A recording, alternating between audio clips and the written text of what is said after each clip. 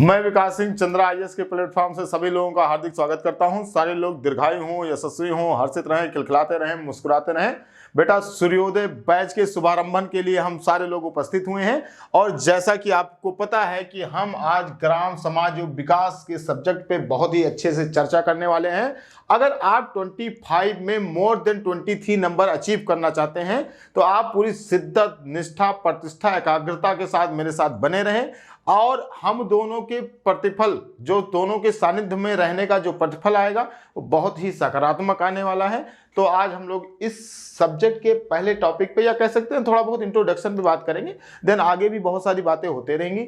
और मैं आपको लेकिन पूर्ण रूप से आश्वस्त करा देता हूं कि लगभग मान के चलिए जितने भी वीडियोज हों, मैं अभी कंफर्म नहीं बता सकता कि सारे टॉपिक से कितने, बहरहाल मुझे जहां तक लगता है 30 to 40 वीडियोज में सारे सिलेबस कवर होगा।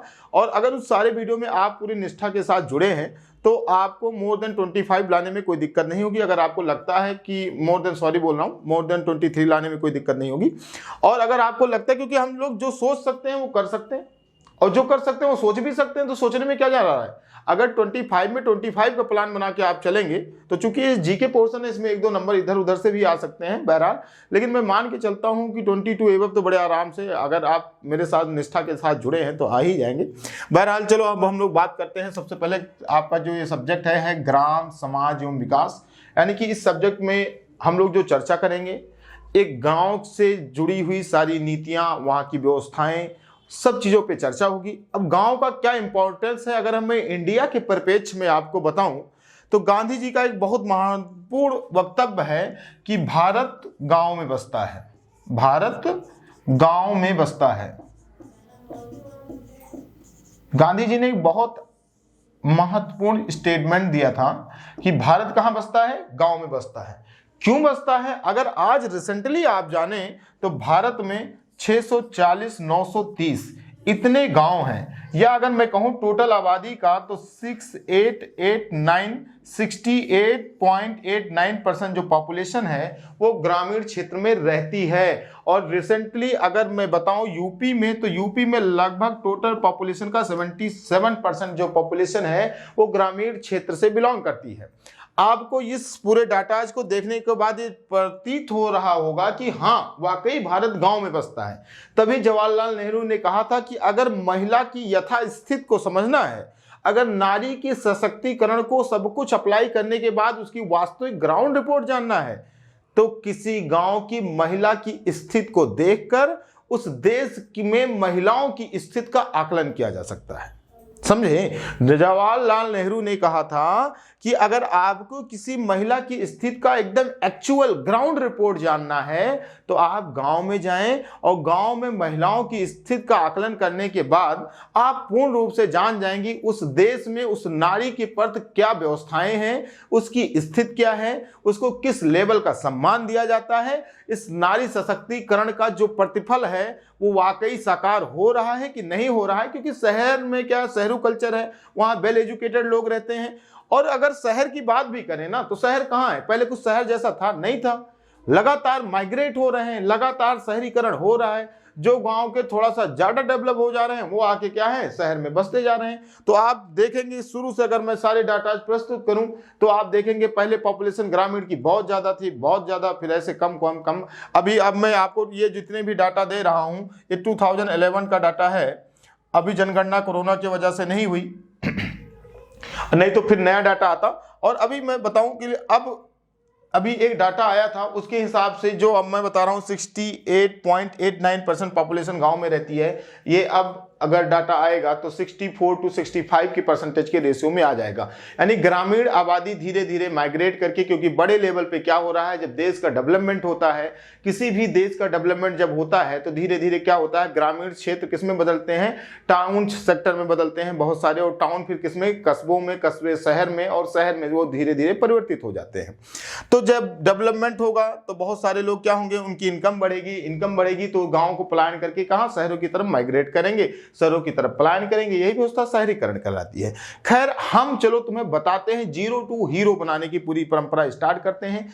आज थोड़ा सा इंट्रोडक्शन वाला वीडियो है, आप इसको समझेंगे, उसके बाद मैं बताता हूं कि आपको कहीं भी कुछ भी बोरिंग नहीं लगने वाला है। सारे डाटाओं को बहुत ही अच्छे तरीके से प्रेषित किया जाएगा, आप सिर्फ सानिध्य में बने रहेंगे। उसका प्रतिफल मैं आपको पूर्ण रूप से आश्वस्त कराता हूं कि मोर देन 23 आप लाने में सक्षम पाएंगे। चलो, सबसे पहले अगर मैं बताऊं, ये जो धरती है ना बेटा, तो इस धरती का निर्माण ही कब हुआ?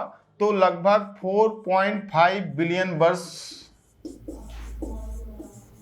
पहले हुआ।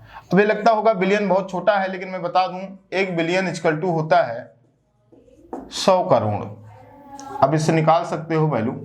और इस धरती का निर्माण लगभग 4.5 बिलियन वर्ष पहले हुआ। लेकिन धरती पहले तो बहुत हीट थी, इस धीरे धीरे ठंडी हुई, ठंडी होने के बाद उसमें जीव पैदा हुए और धीरे धीरे मैमल्स पैदा हुए, यानी कि स्तनधारी पैदा हुए। अगर इसमें मैं कहूं कि मनुष्य के पूर्वज यानी मनुष्य जैसी संरचना कब आई, तो 4.5 मिलियन वर्ष, मिलियन 4.5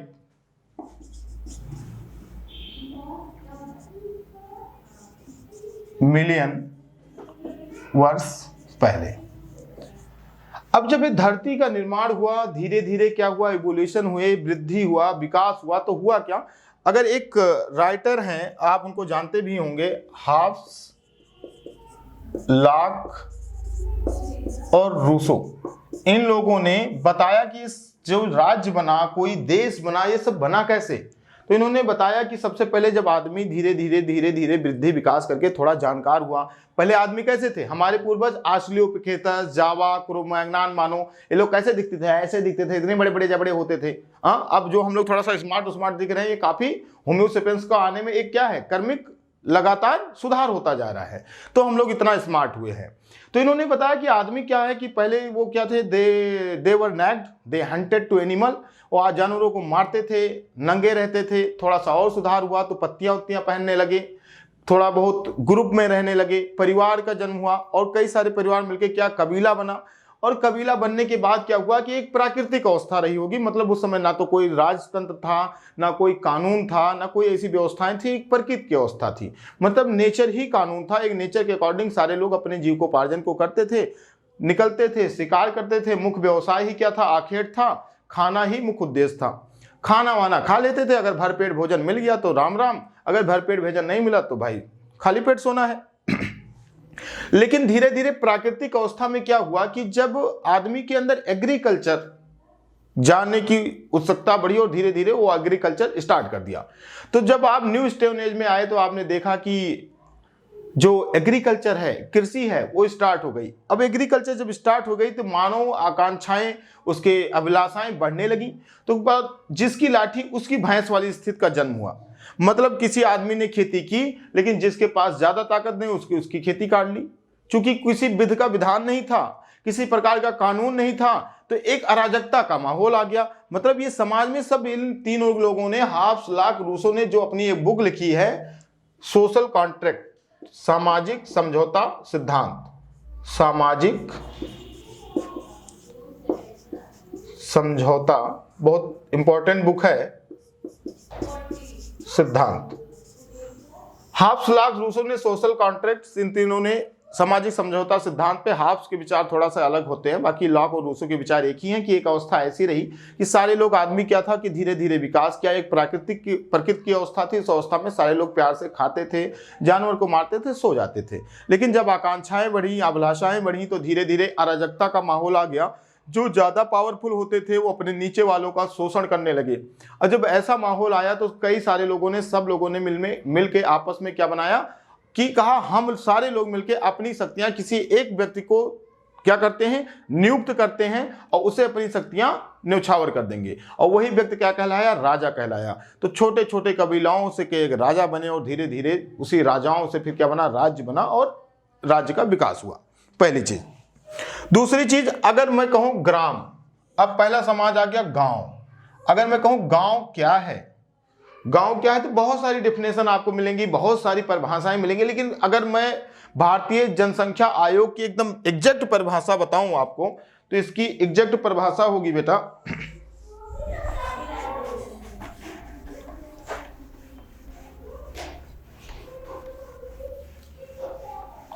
ग्राम क्या है?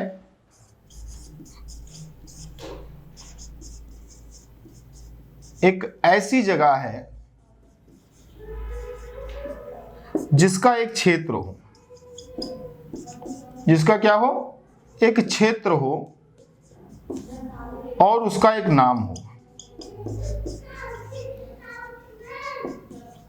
तो ग्राम क्या है? जिसका एक क्षेत्र हो और उसका एक नाम हो। जनसंख्या रिक्वायर्ड नहीं है, क्योंकि बहुत सारे गांव ऐसे हैं जो जनसंख्या विहीन भी हैं।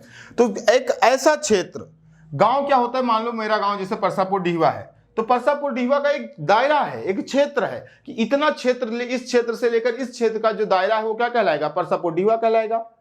और उसका नाम हो, मतलब हर गांव का एक निश्चित क्षेत्र होता है और उसका एक नाम होता है, वो क्या कहलाता है? गांव कहलाता है। अब गांव के बहुत सारे डिवीजन है कि गांव कितने प्रकार के होते हैं, तो बहुत प्रकार के गांव होते हैं। जैसे पहला मैं मान लूं समृद्ध गांव। समृद्ध गांव, बेटा समृद्ध गांव कौन से होते हैं? तो समृद्ध गांव वो गांव होते हैं जो बहुत ही वेल डेवलप्ड हों। आप जब पंजाब में जाएंगे तो वहां के किसान का जो लेवल है, जीवन का स्तर है, वो आप इधर आएंगे, यूपी में आएंगे और ज्यादातर जो मेजॉरिटी के किसान हैं उनके जीवन स्तर से बहुत ही अच्छा है। उनके जीने का लिविंग जो तरीका है, जो लाइफ स्टाइल है, वो सब यहाँ से बहुत ही समृद्ध है। एक तरीके से आप कह सकते हो जो बिजनेसमैन की लाइफ स्टाइल होती है उस तरीके से वो लाइफ स्टाइल जीते हैं। हाँ, उनमें ग्रामीण परिवेश की विचारधारा होती है, लेकिन उनके पास सोर्स ऑफ इनकम ज्यादा होता है, उनके पास खेत का जो जोत होता है वो काफी बड़े दायरे में होता है। जैसे यहाँ मान लो 10 बीघे का कोई किसान है तो वहां लगभग 100-150 बीघे का जुतार का किसान होता है, जिसके पास एक लंबा क्षेत्र होता है, और लंबा क्षेत्र होता है तो उसकी इनकम ज्यादा होती है। और वहां के बहुत सारे लोग क्या है, विदेशों में भी रहते हैं, तो उनकी इनकम बड़ी अच्छी है। तो ऐसा गांव जो काफी क्या हो, वेल डेवलप्ड हो, सारे जीवन के संसाधन हो, रहने खाने पीने, बैलेंस डाइट, सब कुछ खाने पीने रहने का बढ़िया समृद्ध व्यवस्थाएं हों, ऐसा गांव कैसा कहलाता है? समृद्ध गांव कहलाता है। अगर आप पंजाब क्षेत्र में जाएंगे, उधर थोड़ा हरियाणा क्षेत्र में जाएंगे, तो आपको समृद्ध गांव की संख्या औसतन इस क्षेत्र से काफी अधिक मिलेगी। दूसरा एक गांव होता है वृद्ध गांव। वृद्ध गांव, अब ये पूछोगे वृद्ध गांव क्या होता है बच्चा? तो वृद्ध गांव क्या है? ऐसा गांव जहां बुजुर्गों की संख्या बहुत हो, जहां बूढ़े लोगों की संख्या सर्वाधिक हो, वो पूरा गांव क्या कहलाता है? वृद्ध गांव कहलाता है। क्या ऐसे भी गांव होते हैं? हाँ, ऐसे भी गांव होते हैं। ऐसे गांव कहां होते हैं? ये भी गांव आप पंजाब क्षेत्र में जाएंगे तो बहुत मिलेंगे। क्यों? क्योंकि पंजाब का एक बहुत बड़ा, किसी गांव के पता लगा पूरे जितने वहां के इनकम कमाने वाले लोग थे वो सारे कहां चले गए? कनाडा चले गए या कहीं और चले गए। तो वो क्या है कि वहां की जो यूथ पॉपुलेशन थी, मान लो कि यहां से 18 से लेकर 60 वालों का एक बहुत बड़ी मेजॉरिटी कहां चली गई? बाहर चली गई। लेकिन जब वो पैसे का ज्यादा धनार्जन कर ले रहे हैं, उसके बाद वो कहां आ जाते हैं? कम बैक टू पवेलियन, फिर गांव में आ गए, बुढ़ापा काटने के लिए गांव में आ गए। वैसे आपको पता है बुढ़ापे में गांव से अच्छा कुछ हो ही नहीं सकता, क्योंकि शहर के बुढ़ापों के जितने भी बूढ़े हैं शहर के, उनके देख लो, वो टीवी और एक कमरा उसी में बंद पड़े रहते हैं। रिलेटिव भी आ गया तो वो निकल नहीं सकते बाहर, खबरदार कोरोना है, निकल नहीं पाते। गांव में देखो बुढ़ों का पूरा राज होता है। गांव में पंचायत है तो कौन करने जाएगा? बुढ़ऊ बाबा जाएंगे। अब बुढ़ऊ बैठ गए तो मतलब अब चाचा आए हैं, चाचा का अलग जलवा है। चाचा लोगों में कई सारे बूढ़े लोग आपस में मिलकर क्या बनाते हैं? अपना एक अलग ही उनकी पंचायत होती रहती है कि सुना है ऐसा हो गया, ये फलाना हो गया। मतलब हर आदमी के बूढ़ों का एक अलग सम्मान और इज्जत होती है गाँव में। शहर में क्या है कि बूढ़ों की लाइफ खत्म हो जाती है। एक कमरा मिल गया, एक टीवी मिल गई, बट आज के जो भौतिकवादी लड़के हैं उनसे बात ही नहीं करेंगे। एक विलासता प्रेमी लड़का कहां वो दिन भर मोबाइल और पबजी से छुट्टी पाएगा? नहीं पाएगा। तो दादा दादी को कहां वैल्यू देगा? तो जीवन जो वृद्धों का जीवन हो मुख्य रूप से कहां है? ग्रामीण क्षेत्र में है। तो एक ऐसा सेक्टर, क्योंकि ज्यादातर आदमी क्या करते हैं कि बुढ़ापा अपने गांव में व्यतीत करने। देखा होगा आप, बहुत सारे लोग बहुत व्यवसाय करते हैं, गवर्नमेंट जॉब करते हैं, शहरों में घर बनाते हैं, लेकिन वो प्रेफरेंस देते हैं कि जब वो रिटायर हों तो रिटायर के बाद वो अपने गांव में जाना पसंद करते हैं। क्यों करते हैं? क्योंकि उनको पता है कि जो वृद्ध लोग हैं उनका वास्तविक सम्मान, वास्तविक जीवन कहाँ है? तो ग्रामीण परिवेश में है। शहरी कल्चर में बूढ़ों के लिए कोई जगह विशेष नहीं है। तो ऐसा गांव जहां वृद्ध लोगों की संख्या अधिक होती है, चाहे वहां के लोग बाहर कमाने चले गए हों या बहुत सारे लोग ऐसे होते हैं जो सुबह कमाने गए शाम को आए, तो ऐसे जगह कहलाते हैं वृद्ध गांव। तीसरा कहलाता है सीमावर्ती गांव। सीमावर्ती गांव। बच्चा सीमावर्ती गांव कौन है? जैसे मान लो कि अभी मैं यहां गोमती नगर में हूं, आप थोड़ा सा जाइए बाराबंकी मिल जाएगा आपको। बाराबंकी में बहुत सारे गांव हैं। अब ये शहर है, वो गांव है। तो जो सीमावर्ती मतलब ऐसा गांव जो किसी बहुत कम डिस्टेंस में क्या बना रहा हो, किसी शहर से सीमा साझा कर रहा हो, यानी शहर के नजदीक जो गांव पाए जाते हैं उनको बोलते हैं सीमावर्ती गांव। ये बड़े ही डेवलप गांव होते हैं क्योंकि ये अपने एग्रीकल्चर प्रोडक्शन को सीधा कहां मार्केट में लॉन्च करते हैं, कोई मीडिएटर नहीं होता।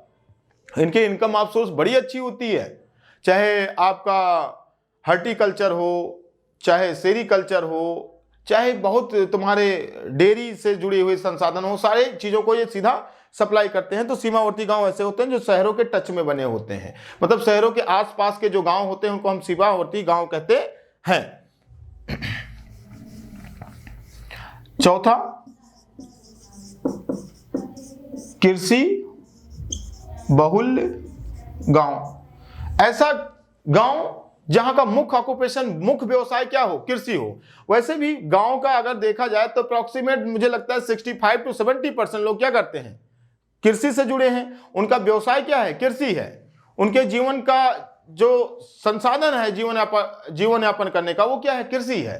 तो कृषि ऐसा गांव जहां की सर्वाधिक जनसंख्या जो है किससे जुड़ी हो? कृषि से जुड़ी हो। कृषि द्वारा वो अपने रोजमर्रा की आवश्यकताओं को पूरा करते हों, कृषि द्वारा वो बिजनेस करते हों, कृषि से ही जुड़ी उनकी सारी आवश्यकताएं प्रतिपूर्त होती हों, ऐसा गांव क्या कहलाता है? कृषि बहुल गांव। जहां की ज्यादा जनसंख्या किस पे निर्भर हो?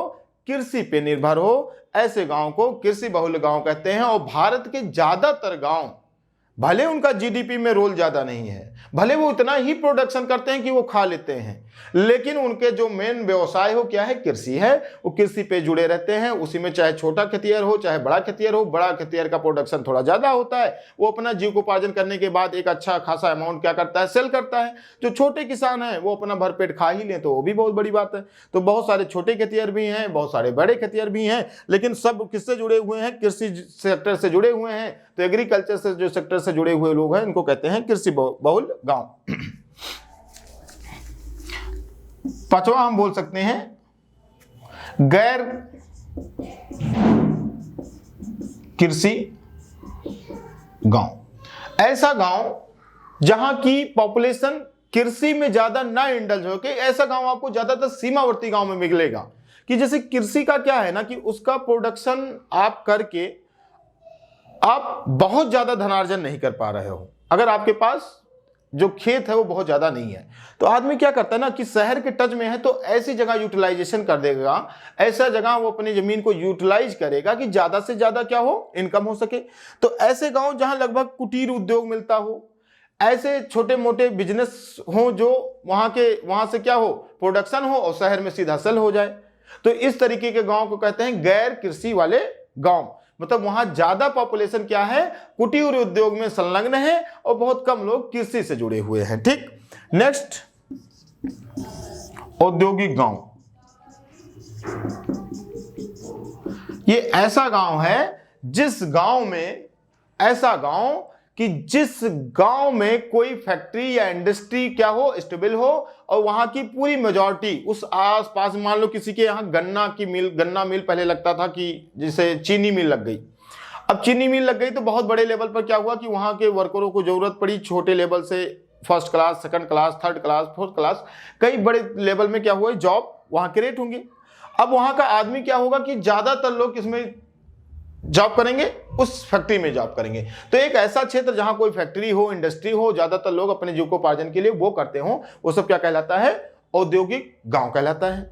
ठीक, नेक्स्ट आपको अब ये चलो ये थोड़ा सा आपको मुझे लगता है मोटा मोटा आइडिया मिल गया कि गांव क्या है। तो मैंने बता दिया एक ऐसा क्षेत्र जिसका एक निश्चित एरिया हो और उसका एक नाम हो, उसे गांव कहते हैं। गांव के बारे में थोड़ी बहुत मैंने ये बताई। मैंने कहा गांव में भारत गांव में बसता है। किसने कहा?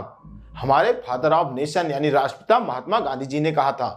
उन्होंने एक बात और बोली थी कि अगर वो बहुत बड़े समर्थक के किसके थे, गांव के विकास के बहुत बड़े समर्थक थे। इसीलिए उनके जो कहा जाता है कि जो आर्टिकल 40 है, जो पंचायती राज व्यवस्था है, गांधी जी की आत्मा इसी में बसती है। क्योंकि वो कहते थे कि अगर देश का विकास करना है ना तो सबसे पहले गांव का विकास करो।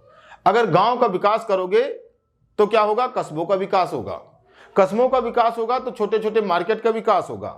छोटे छोटे मार्केट का विकास होगा तो शहर का विकास होगा। शहर का विकास होगा तो प्रदेश का विकास होगा। प्रदेश का विकास होगा तो देश का विकास होगा। और देश का विकास होगा तो हम लोग विश्व गुरु बनने के फिर से उसी कगार पे आ जाएंगे। तो ये गांधी जी की जो हृदय बात थी, वो कहते थे गांव को डेवलप करने पे बहुत ही फोकस करते थे। आपने गांव के बारे में मोटा मोटा आकलन किया। और मैं इस बता दूं, ये जो पोस्ट ही है इसमें सारी चीजें गांव की इर्द गिर्द ही घूमती हैं, क्योंकि इनका मुख्य कार्य गांव में बहुत सारी ऐसी चीजें होती हैं जो मैं जब बताऊंगा तो आपको गाँव का आदमी को पता नहीं होता कि अगर मुझे कोई दिक्कत हो रही तो इससे जैसे उसे खितौनी लेनी है, या उसको खितौनी कोई नहीं दे रहा है तो वो शिकायत कहाँ करेगा। किसी को अगर अपना किसी की जमीन खरीदवा रहा है तो कहां से वो उसको कोई बारे में फुल इंफॉर्मेशन ले पाए कि ऑलरेडी किसी को बेच तो नहीं चुका है, या किसी के खिलाफ कोई शिकायत करनी है, कोई अपील करनी है तो कहां किस सेक्टर से जुड़े हुए आदमी के लिए कहां शिकायत करे। तो ये सारी चीजें गांव से जुड़ी हुई बहुत ही चीजों पे ऐसी चर्चाएं होंगी कि आप लोग देखेंगे कि हाँ, वो आपको वाकई नहीं पता रही होंगी, और उसको पता होने के बाद आप अपने अधिकारों में कहीं ना कहीं वृद्धि महसूस करेंगे। चलो, तो ये हो गई गांव की बात। अगर मैं बात करूं समाज क्या है, तो समाज एक ऐसा क्षेत्र है जहां बहुत सारे लोग आपस में मिलते हैं, एक दूसरे से अपना कल्चर, अपनी रीतियां, अपने रिवाज एक दूसरे से साझा करते हैं। समाज क्या है? समाज एक ऐसा क्षेत्र है जिसमें बहुत सारे लोग रहते हों और एक दूसरे से मिलते हों, अपने रीतियों को, अपनी परंपराओं को, अपने रूढ़ियों को एक दूसरे से साझा करते हों, उसे समाज कहते हैं। समाज कैसा होता है? एक होता है ग्रामीण। अब पहली बात जान लो, गांव क्या है और ग्रामीण क्या है। ग्रामीण क्या है? ग्राम में रहने वाले लोगों को ग्रामीण कहा जाता है। तो एक समाज होता है ग्रामीण समाज। क्या होता है? ग्रामीण समाज। ग्रामीण समाज आप जब जाओगे, कभी गांव में जाओगे तो देखोगे खुले में बैठे हैं 4-6 लोग, बढ़िया मक्का बैठे, बढ़िया मिर्चावा नमक पिसा के बैठे हैं, या चबैना चबा रहे हैं कर बढ़िया आराम से मिर्चावा नमक लिए बैठे हैं, खा रहे हैं, मुरई है, कटर काट रहे हैं। तो वो जो वहाँ का समाज है, छोटी मोटी दुकान मिलेंगे आपको, चिंटू चाचा चाय बना रहे हैं, एक ऐसा कल्चर। गाँव का एक अलग कल्चर है। वहाँ का समाज, वहाँ के जो हर आदमी एक दूसरे से बहुत ज्यादा रिस्पॉन्सिबल है कि मतलब एक आदमी के यहाँ कुछ हुआ तो पूरा गांव दौड़ पड़ता है कि मतलब आग लग गई किसी के यहाँ, मान लो छपरे का ऐसा कुछ है तो पूरा गांव आ जाएगा उसे बुझाने के लिए। वहां उत्तरदायित्व की भावना ज्यादा है, वहां प्रेम स्नेह ज्यादा दिखेगा आपको।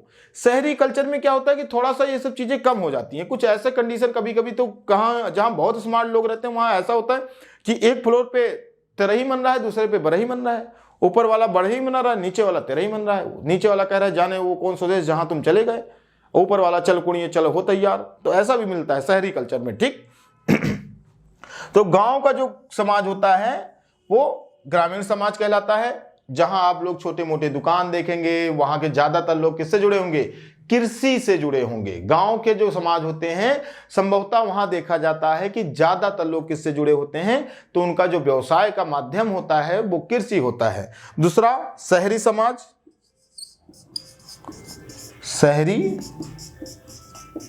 समाज, तो बच्चा शहरी समाज जो है ये ग्रामीण समाज से थोड़ा सा हटके है। शहरी कल्चर जो होता है वहां का कल्चर थोड़ा यहाँ मतलब फॉर्मेलिटीज ज्यादा होंगी, या कह सकते हो इनके लाइफ स्टाइल दूसरे तरीके का होगा। दिन में काम करेंगे, रात को आएंगे, रात को 2 बजे पता लगा क्लब जाना है या कहीं चलो चाय पी के आते हैं। और संभवतः गांव में आप देखोगे 8-9 बजे खा के पूरा गांव शांत, पूरा गांव सो गया।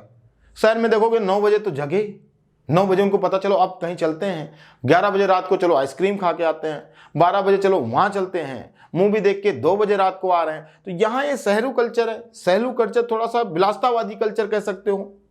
शहरू कल्चर हल्का सा विलासतावादी कल्चर है, थोड़ा सा पाश्चात्य संस्कृति से ज्यादा वशीभूत है।